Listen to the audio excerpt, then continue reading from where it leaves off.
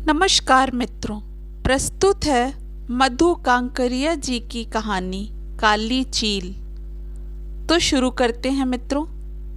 कोई स्मृति जिंदगी से बड़ी नहीं होती और ना ही कोई सोच, पर कुछ स्मृतियाँ, कुछ जिंदा और गर्म एहसास टीस बंद करता उम्र सालते रहते हैं आपको।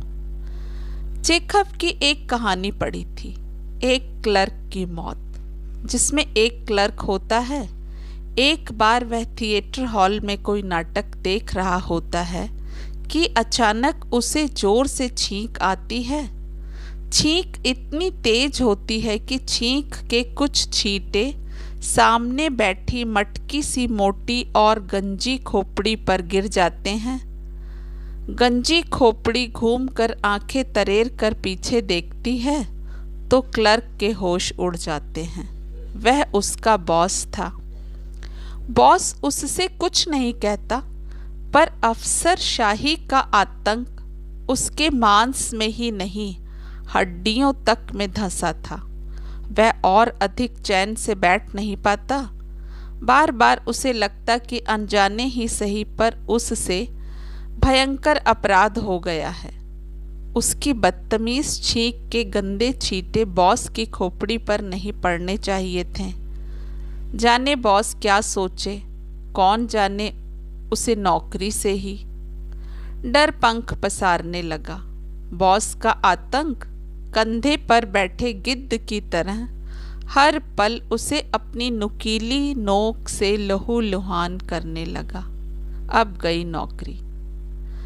थिएटर खत्म किए बिना ही वह घर लौट आता है और सीधे पहुंचता है बॉस के यहाँ। काफी इंतजार के बाद बॉस घर आता है। जैसे ही बॉस की निगाह उस पर पड़ती है, वह गिड़गिड़ाता है, बॉस, मैंने जानबूझकर नहीं छींका, मुझे माफ कर दें। बॉस उसे कुछ नहीं कहता, बस एक ठंडी और उदासीन नजर उस पर डाल कर रह जाता है। वह और अधिक डर जाता है। बॉस सचमुच उससे बहुत नाराज है, इसलिए उसने मेरी बात का जवाब तक नहीं दिया। उसके वजूद का अंश अंश इस डर से ग्रस्त हो जाता है कि उससे दुनिया का सबसे बड़ा अपराध हो गया है। बॉस के आतंक के नुकीले कांटे उसे रह रह कर चुभते हैं। पल भर के लिए भी वह पलक तक नहीं झपका पाता है।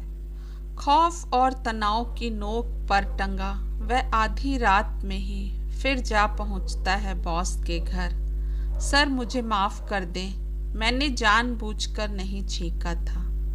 इस बार बॉस सचमुच अपना आपा खो देता है और चीख कर कहता है, गेट आउट। सुबह वह क्लर्क अपने कमरे में मृत पाया जाता है। सवाल यह उठता है कि यह कहानी मुझे क्यों याद आती है रह रहकर? क्या इसलिए कि इसके सूत्र अवचेतन की किसी गहरी पीड़ा या अपराध बोध से जुड़े हैं? शायद हाँ, क्योंकि अपराध बोध आसमान में उड़ती वह काली चील होती है जो आपके जरा सा खाली होते ही झपट्टा मार दबोच लेती है आपको। तो किया जाए अपने ही अतीत का पोस्टमार्टम, क्या हर्ज। किस्सा कोताह यह है कि वे 86-87 के दिन थे, संचार क्रांति की शुरुआती दौर। कंप्यूटर छोटे होते होते डेस्क पर आने लगे थे और सस्ते होते होते छोटे छोटे ऑफिस की भी जरूरत बनने लगे थे। क्योंकि अब जमाना तेज चलने वालों का था, इसलिए अब अकाउंट भी लाल रंग के मोटे मोटे खाते से निकलकर कंप्यूटर के पर्दे पर दनादन चलने लगे थे।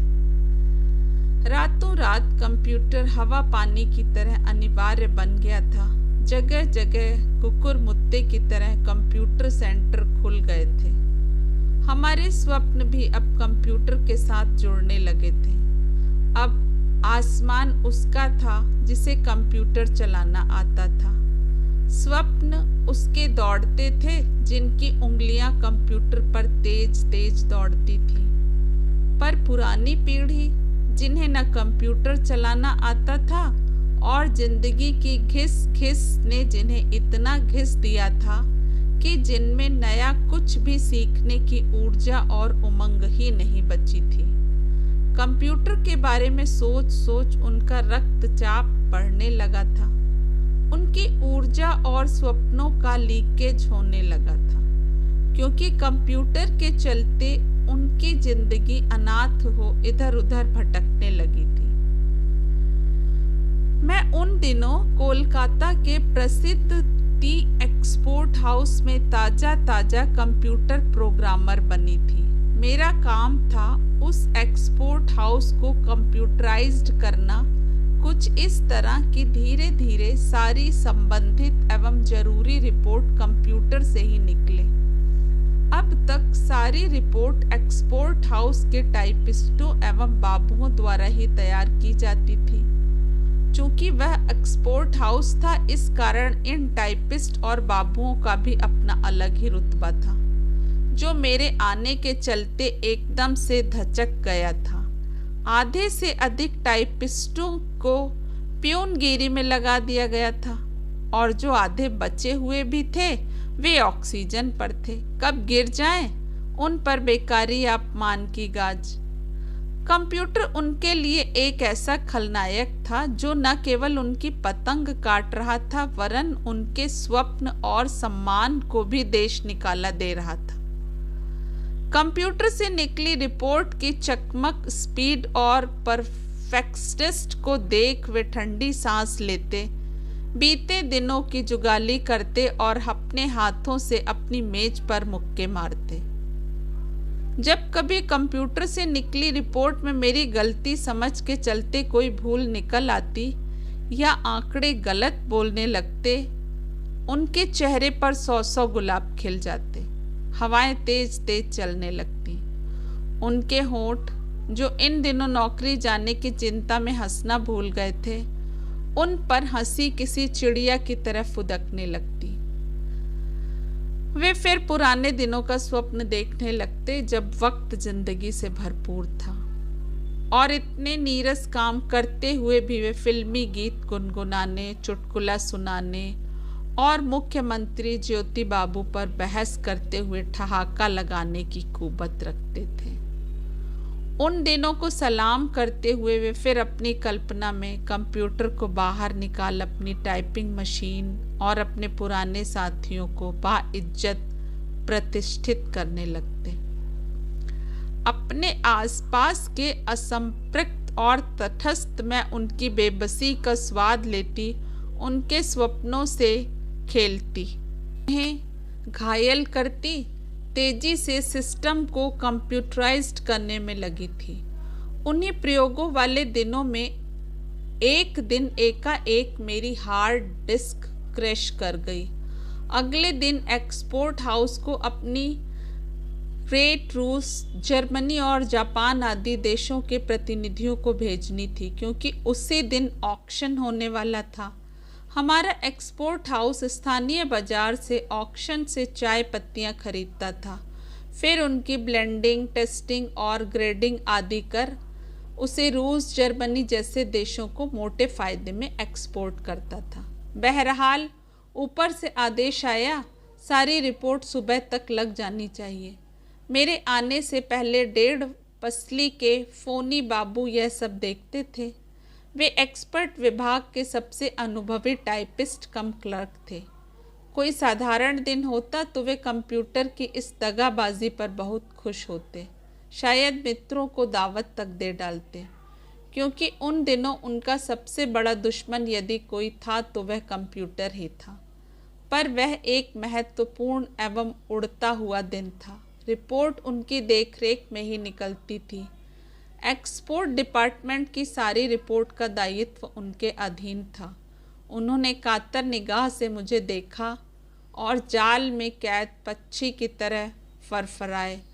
सुबह तक 230 पेज की सारी रिपोर्टें कैसे टाइप होंगी?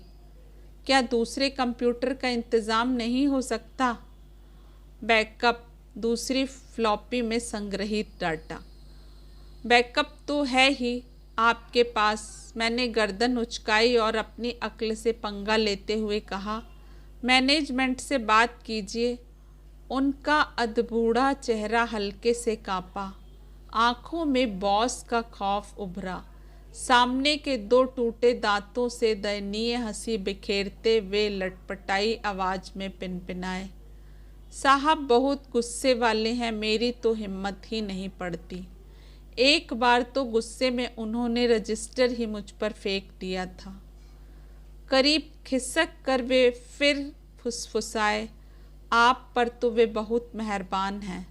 आपके साथ तो हंसी मजाक तक चलता है। आपकी बात वे ज़रूर सुनेंगे। आप ही जरा। वे खिसकते हुए मेरे इतने करीब आ गए थे कि उनकी सांस, मैले कपड़े और बालों में लगे कड़वे तेल की गंध से मेरा जी मिचलाने लगा था। मेरे लिए यह कोई महा मुश्किल कार्य नहीं था। मैंने एक निगाह घड़ी पर डाली और एक निगाह उनके चेहरे पर डाली, जहाँ पर कुरूपताड़ और मनहूसियत के जाने कितने जाले लटक रहे थे। मुझे उस पूरे माहौल से जितनी अधिक वितृष्णा हो रही थी, फोनी बाबू की आंखों में उतनी ही अधिक उम्मीद की किरण कौंध रही थी। वे फिर लटपटाते प्रेम से बोले, आप करेंगी ना बात? बोलते बोलते जाने कैसे तो उनकी बाईं आंख दबी। मुझे लगा शायद इसी मनहूस शक्ल, गंदे कपड़े और अजीबोगरीब व्यवहार के चलते ही बॉस ने उन पर रजिस्टर फेंका होगा। उनकी यातना का दुष्ट आनंद लेती, गर्दन झटकती मैं यहाँ जा वहाँ जा। दूसरे दिन ऑफिस पहुंची तो बड़ा विचित्र और दयनीय नजारा था। जिंदगी जीता जागता युद्ध बन चुकी थी। गिरते डोलते 52 वर्षीय फोनी बाबू को 3 प्यून पकड़कर टैक्सी में चढ़ा रहे थे। वे उनके पंजे से निकलने की असफल कोशिश कर रहे थे। बीच बीच में वे अपनी अकड़ी गर्दन को दाएं बाएं हिला रहे थे। उनका दिल अभी भी बुझती लालटेन की तरह भक भक कर रहा था। वे बुदबुदा रहे थे, एखूनो 40 पाता बाकी आछे, मतलब अभी भी 40 पन्ने बाकी हैं। पास खड़े दूसरे क्लर्क से मैंने पूछा, माजरा क्या है? तो पता चला फोनी बाबू रात भर मशीन पर मुंडी झुकाए टाइप करते रहे थे। रात बीत गई, फिर भी जब वे घर नहीं पहुंचे तो उनका लड़का पहली ट्रेन पकड़ ऑफिस पहुंचा। उस समय भी वे दीन दुनिया को भूल अपने अंगों को कछुए की तरह से कोड़ अपने आस पास से निरपेक्ष दनादन टाइप करते जा रहे थे। उन्हें पता ही नहीं चला कि कब रात बीती और कब सुबह फूटी। उनके लिए सब कुछ स्थगित था, मिथ्या था। सत्य था सिर्फ उनकी नौकरी, टाइपिंग मशीन और 230 पेज। मित्रों, आशा करती हूँ कहानी आपको पसंद आई होगी।